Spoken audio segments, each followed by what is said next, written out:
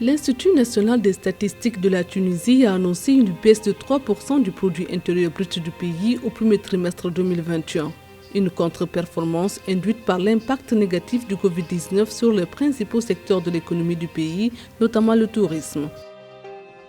L'Ouganda va procéder à la réhabilitation de la ligne de chemin de fer à voie métrique qui relie la capitale Kampala à Malaba à la frontière avec le Kenya.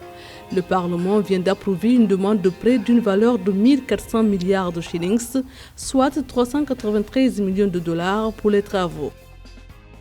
De 516,3 milliards de francs CFA en 2015, les recettes fiscales ont connu une progression de 21,29% pour se situer à 626,6 milliards de francs CFA en 2019 au Togo.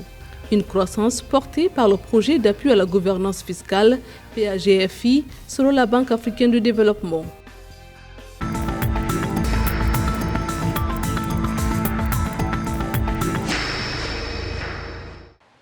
L'économie tunisienne s'est contractée de 3% au premier trimestre 2021 par rapport à la même période de 2020. C'est ce qu'indique le dernier rapport de l'Institut national des statistiques du pays, INS. Ce repli s'expliquerait par le fait que le tourisme, qui représente environ 8% du produit intérieur brut du pays, demeure l'un des secteurs les plus sinistrés par la crise sanitaire liée à la pandémie du coronavirus. La Tunisie est un pays lourdement endetté et la pandémie n'a fait qu'empirer la situation économique. Sa dette extérieure atteint 30 milliards d'euros, soit 100 milliards de dinars. Elle doit rembourser 4,5 milliards d'euros sur l'année et a besoin de presque 6 milliards d'euros pour boucler son budget 2021. Selon l'INS, le taux de chômage de la Tunisie a également atteint 17,8% au premier trimestre de cette année.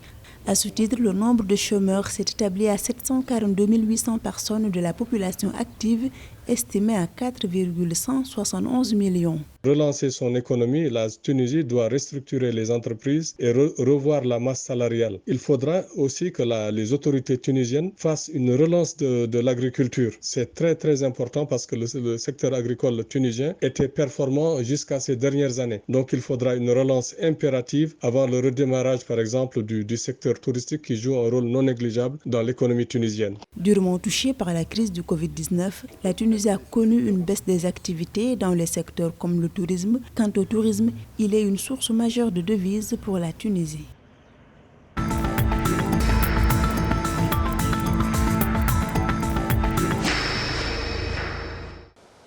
L'Ouganda, qui prévoyait de construire un chemin de fer sur l'axe Kampala-Malaba, opte désormais pour sa réhabilitation.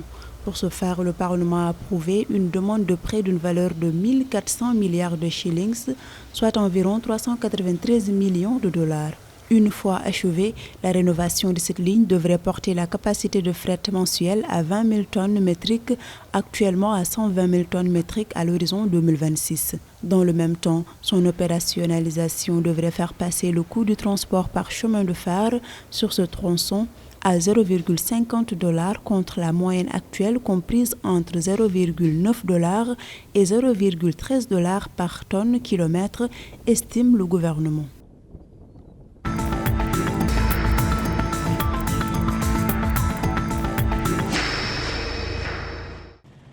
De 516,3 milliards de francs CFA en 2015, les recettes fiscales ont connu une progression de 21,29% pour se situer à 626,2 milliards de francs CFA en 2019. Des résultats obtenus grâce notamment au projet d'appui à la gouvernance fiscale PAGFI. Le projet a ainsi boosté la mobilisation des recettes fiscales par l'Office togolais des recettes OTR. Le PAGFI, qui est financé par la BAD à hauteur de 12,5 milliards de francs CFA, couvre la période de 2016 à 2021.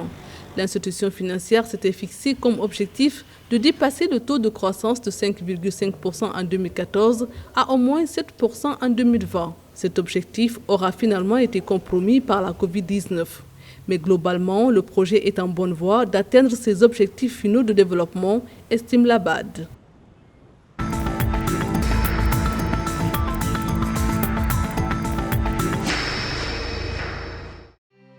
Avec un financement de 8 millions d'euros, l'Union européenne vient en appui à l'Organisation des Nations Unies pour l'alimentation et l'agriculture dans le cadre de la lutte contre les criquets pèlerins. Une contribution saluée par l'organisation onusienne. Ce nouveau financement sera utilisé pour combler les lacunes critiques et urgentes dans les opérations d'achat, d'enquête et de contrôle dans les deux pays les plus à risque restants, l'Éthiopie et la Somalie. Avec le soutien de toutes les parties prenantes, des résultats majeurs ont été enregistrés. Les efforts ont permis de contenir la pire recrudescence acridienne enregistrée en Éthiopie et en Somalie depuis 25 ans et la pire infestation que le Kenya ait connue en 70 ans.